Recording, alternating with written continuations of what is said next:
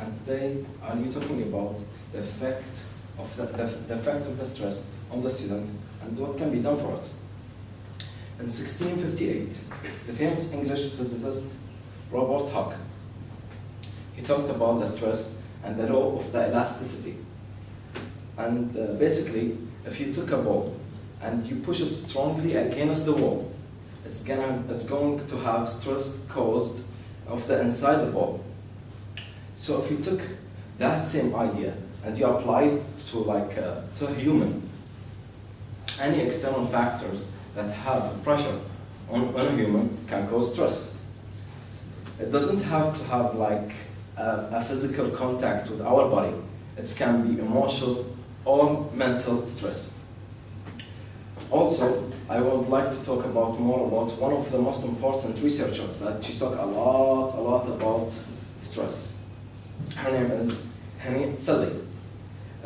She said also, and I quote from her that quote, it's not the stress that kills us, it's our reaction to it.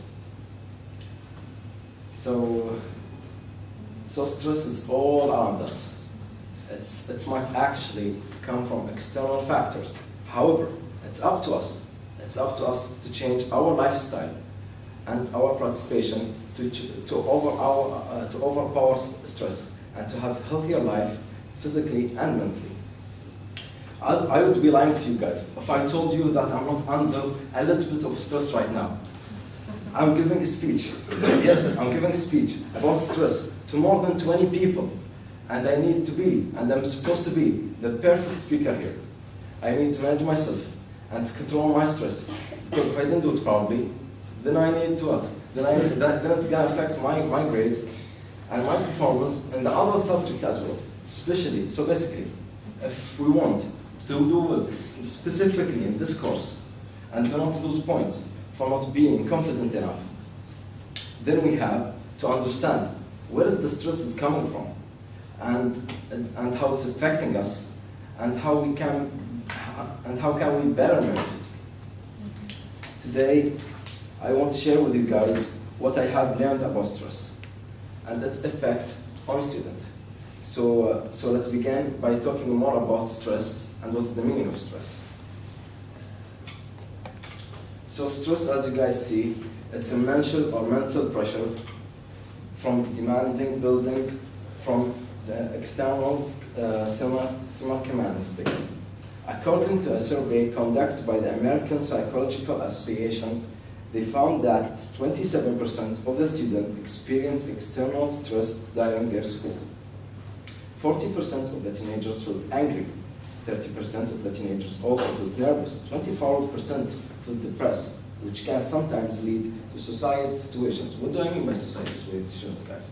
It's like he would go crazy. Sometimes he would be like, no, I'm being serious. It's not just even like in the USA or in Europe, it's all over the world. It's feelings. So he would go crazy. Sometimes he wants to kill himself. Sometimes he wants to stop his life, to stop studying. Sometimes it happens to our friends. We hear about it. Stress in students can also affect their personal life and social lives. What do I mean by that? Sometimes, guys, you can see, for example, I'm going to give you an example. I don't mean to have extra grade, but for example, I notice when I speak with my professor, it's different when I speak with Dr. Maya, and it's different when I speak with some doctors. Let's be honest. When I speak with Dr. Maya, I notice that in the weekend she will tell you guys, don't speak with me and don't email me. I have my free time. No. That's something true. Even me, when I work, I don't want someone to email me in my weekend. And I will be working in the working days and also on my weekend. I want to have a break. I want to have a free and take a break from those working days. So basically, we'll see the stress and how she will react to you guys. It's different. She don't feel stress, and she don't feel like she's in a rush or something. She'll give you the answer in a smooth way, in a prestige and in a nice way. But other professors, I'm being serious. But in other professors, you will see them that they are kind of stressed because of a lot of work that they have, even though she have a lot of works. But I will give you guys what's the reason that she's like that. So I did also another survey that counted by the college stress and mental health poll found that 77% of the students feel stressed due to concert on their grades and schools or university. So basically they feel more stress when they do when they have a lot of works, when they have a lot of midterms, when they have a lot of hard work that they are doing. Because guys, imagine we are now in ALS without exams, midterms, without even that speech is grading. Oh, I'm gonna do my master here. Most of the students would reach out to their friends for help rather than their parents or other professionals in the most cases. For example, American students to drink more alcohol and neglect their studies. Overall, this may affect their grades as well. Basically, when I would go, and I would speak, for example, for a guy, he's in my age, or a girl, for example, she's in my age. She don't have that experience to give me the right advice to control my stress and to control the feeling that I feel right now. I should go to a person who's specialized. I should go to my teacher. I should go to my parents. They are more experienced than me. They will guide me to the right way. Maybe he wanted to help me, my friend, but he didn't know that he is not helping me. He's affecting me in the wrong way. So now that you know a bit about stress, let's take a closer look at the 3 forms of stress. As you guys can see, there is three levels of the stress. The acute stress. Acute stress brings excitement and happier feelings, and you usually get them after, for example, riding a roller coaster in the games, or drifting with your car, or doing skydiving. You know that feeling, even though you are stressed, but it's acute stress, they call it. The other level of the stress is if you have too much acute stress, it might end up getting episodic stress, and this will cause you to build hostility against other people and can also lead to heart attacks. For example, you will see that with some of the friends.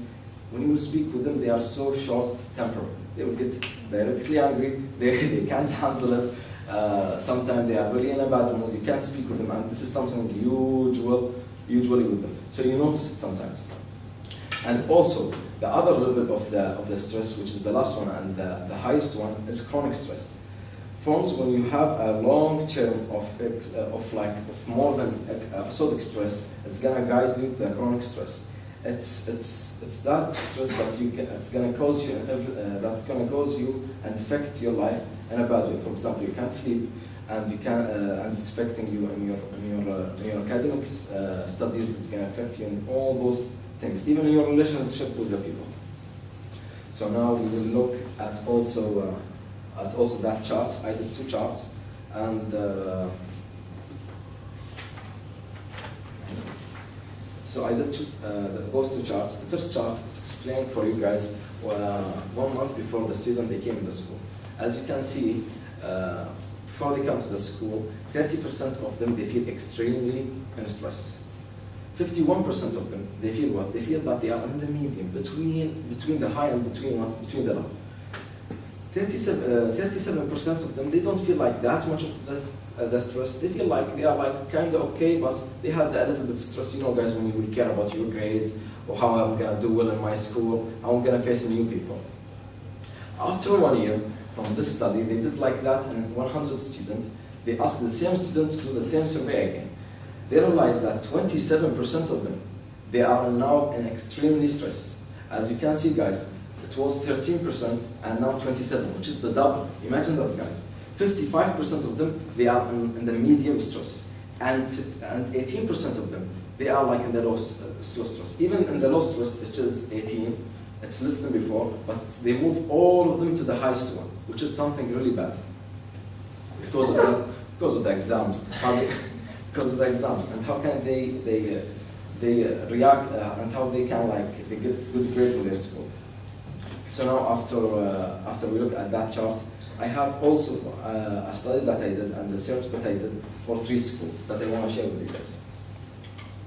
As you can see here, guys, there is 3 schools that I did search for. That is I try to focus a little bit more on the medical school, because the medicine school, because most of the medicine schools, they do a lot of research about stress. So as you can see, guys, there is stress. There is schools of Belgium and Islamabad and Pakistan, and there is another school that they didn't want to mention their name. And most of them, the result of being stressed was what? Because of because of the, how can I say it? Because of the hard exams and the hard materials that they are giving the student, and a lot of materials to cover that they can't do it. In conclusion, I want to end up by saying that stress can. Before I end up, I want to tell you guys also about how to manage stress. Please just strip. I want to say them so fastly. First of all, you need to identify your stress. You know what's the problem. After that, you need to ask yourself, are you giving enough time to do things you like?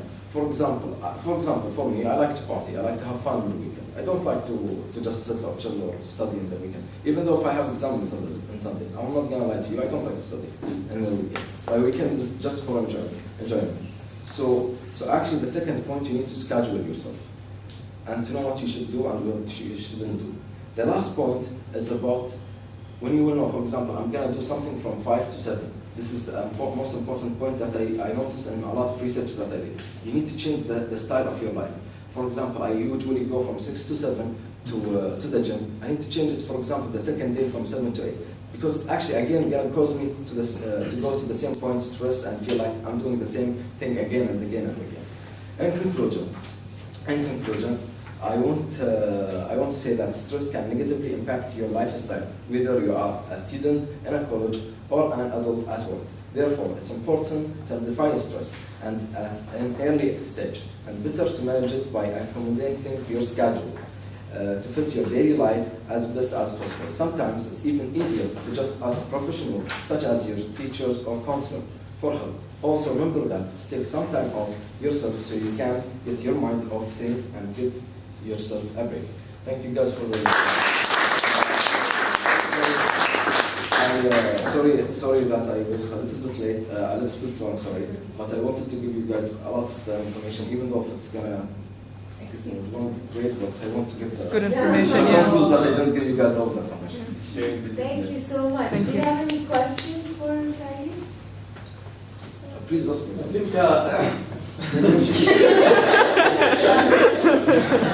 he mentioned a good point when he compared when he said that some people, they don't have enough experience and they give you advice. This advice will affect you. It's not a question, just put it on. I agree. This is a very good point. Thank you so much. One question? No one has a question for me? No, you're good. I mean, you gave us so much information. I need to sit down and process it. Because, I mean, one of the things I think about is do stress management techniques differ according to age groups? And, I mean, could we start at an early age, just out of curiosity, could we start teaching kids at an early age how to manage stress, even when they're in school? I think the small kids, they are more affected by the parents. By the parents.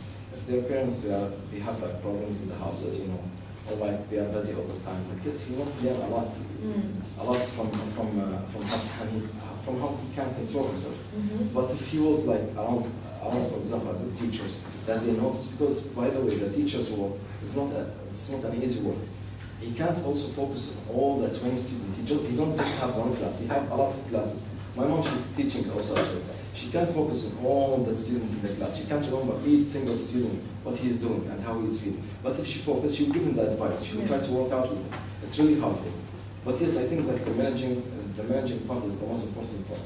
Like for example, why I give the example for the student, why I give the student an example about my teacher.